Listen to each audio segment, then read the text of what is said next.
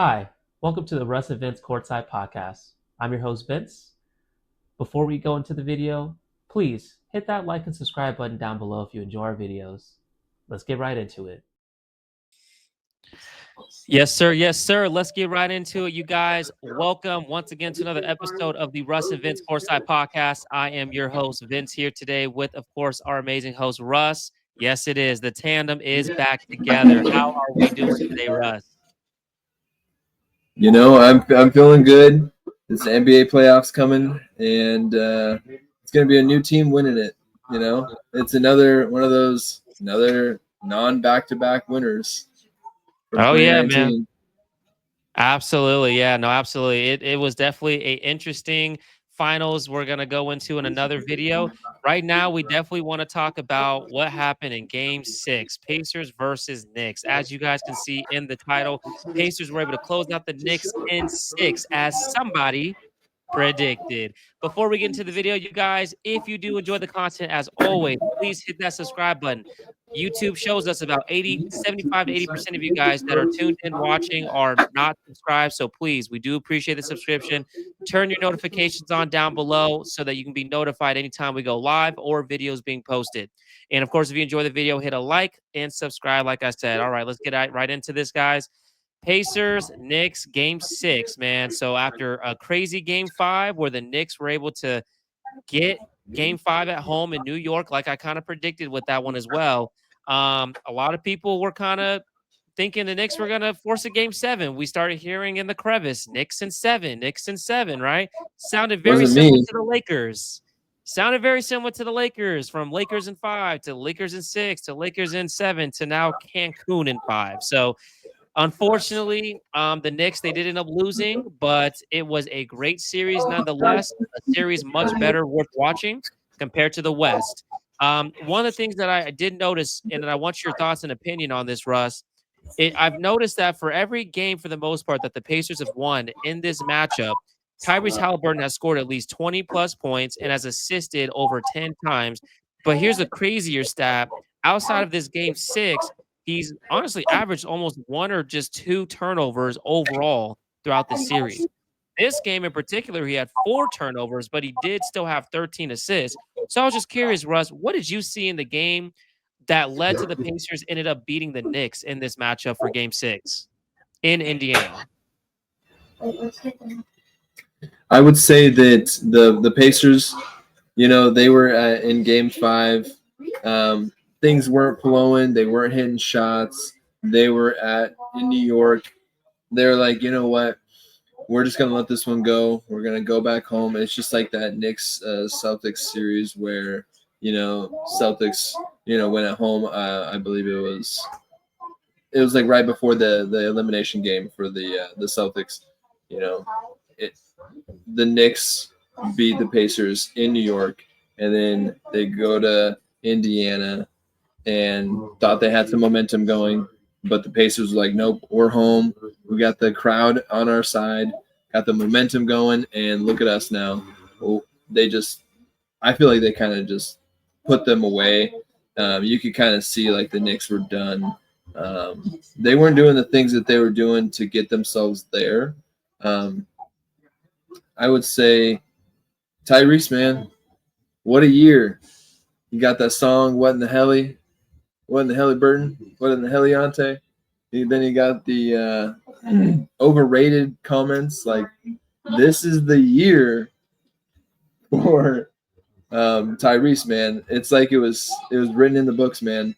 The Pacers, they were ready to take this, so it was just one of those games where, home crowd cooking and elimination game. The Pacers were not about to let that go because they knew if they lost that game, game 7 in New York was going to be a good one. So Pacers all the way.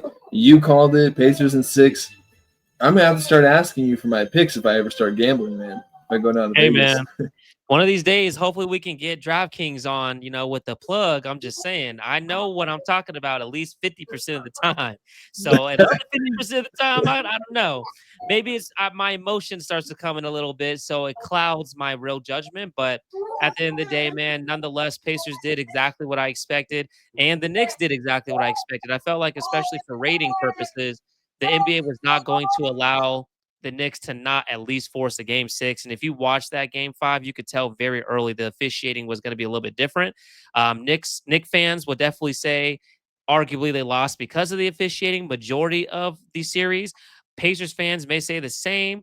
One thing I can definitely say at the end of the day is there was a reason why I chose the Pacers in 6. A lot of people doubted this Pacers team all playoffs long, from the time they played Milwaukee to the time they played the Cavs to obviously now the time they played the Knicks.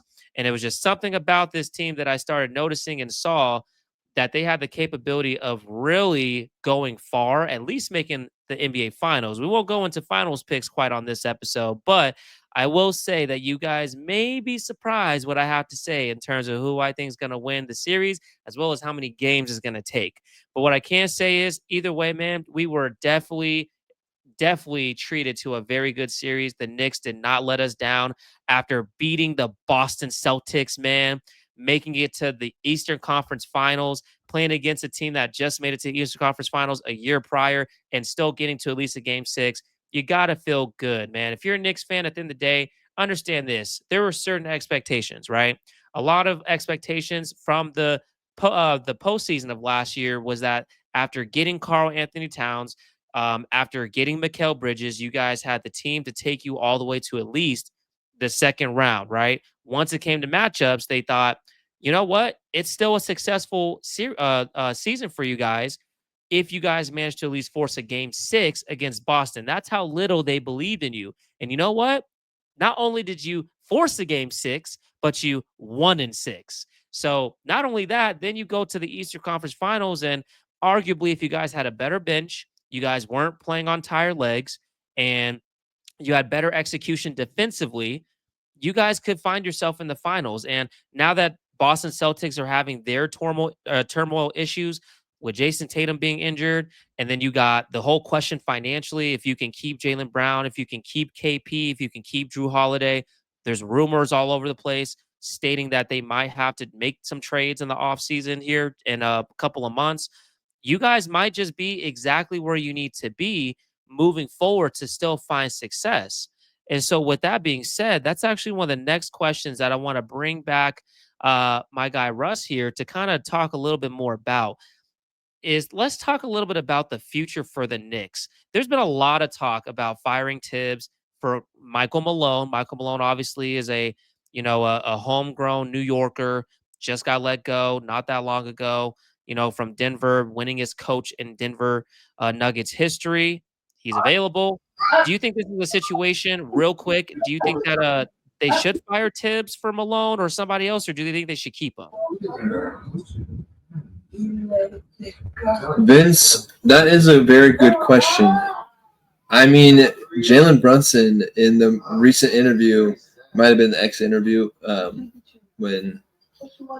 Jalen Brunson was asked, basically, I'm paraphrasing, is Tibbs the right coach or the right man for the job? And Jalen Brunson's like, are you really asking me that right now?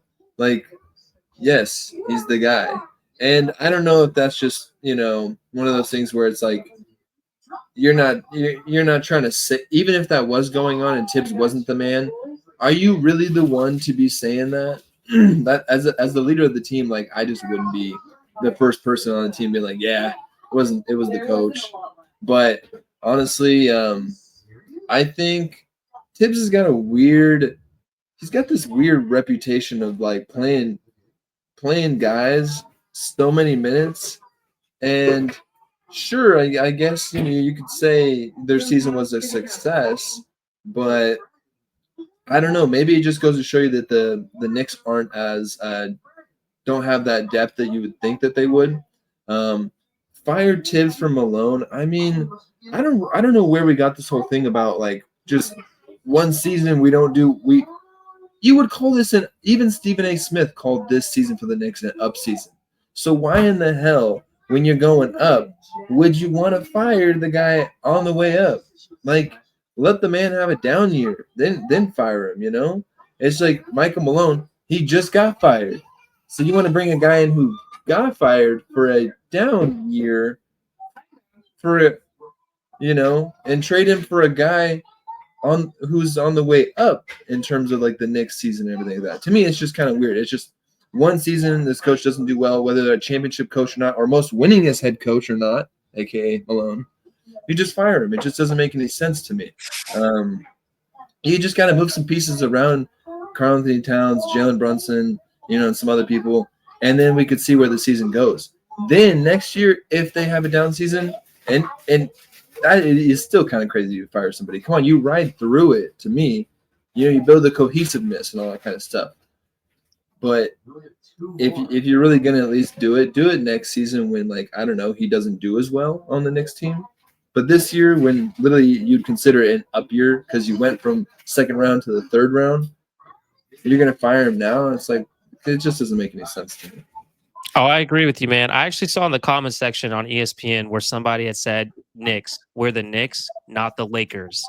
We don't just give up on our players and just switch everything up after making the conference finals, which arguably you could say the Lakers didn't do that this last time when they had Darvin Ham because we made it to the Western Conference Finals. We got blown out, but then guess what we did? We ran it back when obviously we actually should have been in a position to make changes. I agree with you. I think the Knicks are actually in a very good situation right now where you don't want to tinker too much.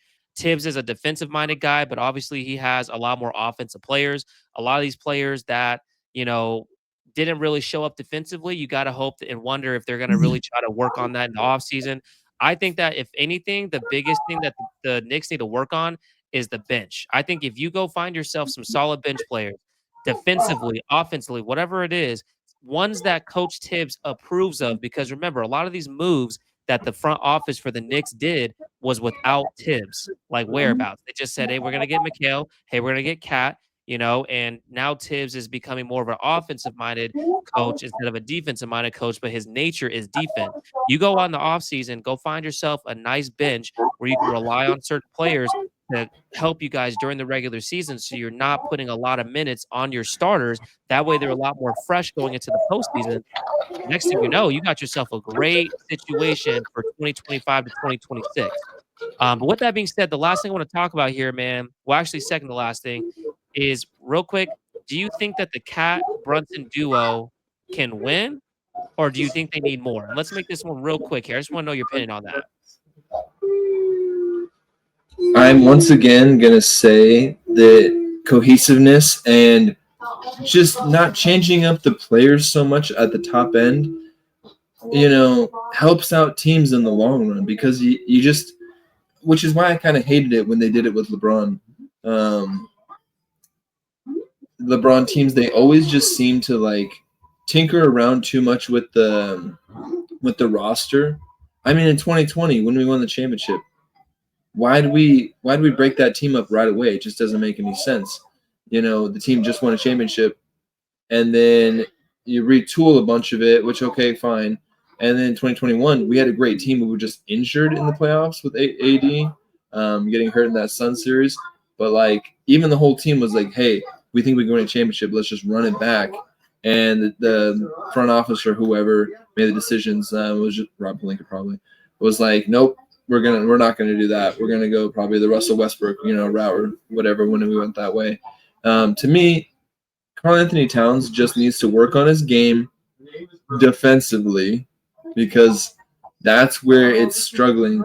Apparently, rumors is that Karl Anthony Towns has been making some defensive habits where he just be fouling somebody for some ticky-tacky reason. It's just like it messes up the flow of the offense sometimes, and apparently the Knicks, I don't know who in the Knicks, but apparently they're disgruntled with Cat's defensive, you know, habits. And so I think that he just needs to take some time a summer, kind of like look at that, work on that, because it's not stuff that you can't fix.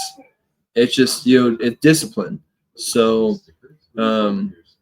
at this point, they kind of have to ride with it and kind of see, because you're never going to get more back for a star, you know. Like, for example, when you trade KD, you're not going to get KD or better back. When you trade LeBron, which never happened, you're not going to get LeBron or better back. So at this point, they got to ride through it because they already paid Mikal Bridges. I think they got more for Karl Anthony Towns. No, I think they got more for Mikal Bridges than they did for Karl Anthony Towns. The amount of picks. Did you even notice Mikal Bridges in that series? I don't know. Is it me or is he? I don't really watch his game too much. Is he quiet? He's just putting up quiet stats where he's obviously an Iron Man, plays all the games, but like, is he that big of an impact player? That's definitely something that the Knicks are going to be evaluating in the offseason. Obviously, when you give up 5 first-round picks and as many pick swaps as they did to acquire him, you got to be getting some star level type of production. We saw moments and glimpses of that on the offensive end and on the defensive end, but we never really saw him put it together in a whole for a long period of time.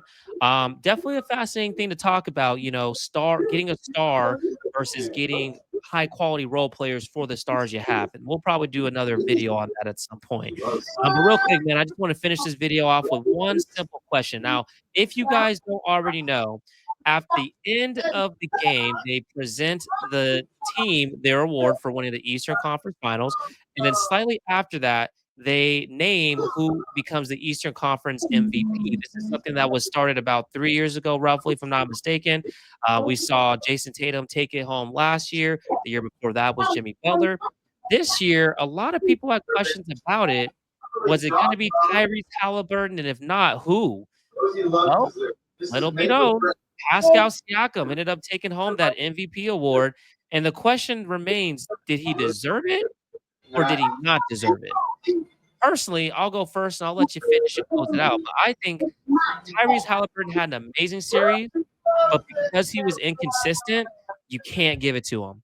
When you have games where you're kinda single digits and you're struggling, you're not making shots, you're not even taking shots, but then the games that you're obviously winning, you're dominating the way that he has, there's a case and an argument that he should have got it. But Pascal Siakam has been really the leader in a lot of plays as far as consistency scoring wise. He's been the leading scorer this entire time for the Indiana Pacers, while Tyrese is the distributor by nature. He has the ability to score a lot, but at the same time, he's not a score first mentality type of player. I believe there was a stat where it shows when Tyrese usually makes his first shot, he's usually off to have a great game. But when he misses his first shot, he's not going to take as many shots, and his shooting percentages are very low. So Pascal has been just a constant throughout the series. He definitely deserved it, in my opinion. What's your thoughts? And then we'll go ahead and close it out here. Well, I'm going to say that Pascal Siakam scored 31 points in that last game a couple days ago. Scored 31. Tyrese, 21. I mean, that right there, he got more points than them. I mean, there was one game where Pascal Siakam scored like 39 points. I mean, yeah, scoring is not everything, but you got to score some baskets to win the game. I just think that Pascal honestly did deserve it. It's not about is Tyrese overrated in this series compared to Pascal. No, Pascal did deserve it. And honestly, I can't bring myself to even say this about the Pacers, but like I keep saying how like there's not even any good teams left in the playoffs when it was down to the 4, the Thunder and the Wolves and the Knicks and the Pacers. But I mean, at this point, you got to start respecting them because I mean they got here, right? I just think that Pascal did deserve the MVP over Tyrese. Like you said, Tyrese only scoring like what was that, 8 points in that one game? You can't be doing that, you know. That's not gonna help you, and especially what was it? That was an elimination game, and so right, yeah, Game 5 in New York. Yeah, so it's like you can't be doing that in an elimination game. Pascal, though, he's been consistently putting up those numbers. He may not be doing all that flashy stuff all the time, but without Tyrese, and this might be a different argument. Without Tyrese on this team, I think they would make it farther with Pascal on the team without Tyrese than they would just Tyrese without Pascal. I think Pascal would make this team with Pascal Siakam and Miles Turner. I think that they would be better than it would be just Tyrese and Miles Turner. As much as Tyrese is, but he's a facilitator. But at the same time, I mean, Pascal Siakam can drop 39 on your head. That's a good question to definitely close this video out. Y'all let us know in the comment section down below. Do y'all think what? Do you agree what he just said there? Because I'll be honest with you, man. I didn't really think of it that way. I mean, there's an argument that you could say at this level of what Tyrese is playing right now, he can do it. But at the same time, you got to look at what the Pacers were doing before Pascal had joined the team last season, and they weren't really doing much, at least not this much. So great thing to definitely finish the video on, you guys. And as always, please tune in. We're going to have more content coming out here, especially with these days off. The NBA finals don't even start till Thursday, unfortunately. So definitely turn those notifications on. If you like the video, hit the like down below. Other than that, Russ, the rest of y'all take care. And as always, salute. That's a wrap for today's episode of the Russ and Vince Courtside Podcast, where we bring you the hottest NBA moments, discussions, and everything in between. If you like today's show, hit that like button, subscribe, and turn on those notifications so you never miss a Courtside Podcast again.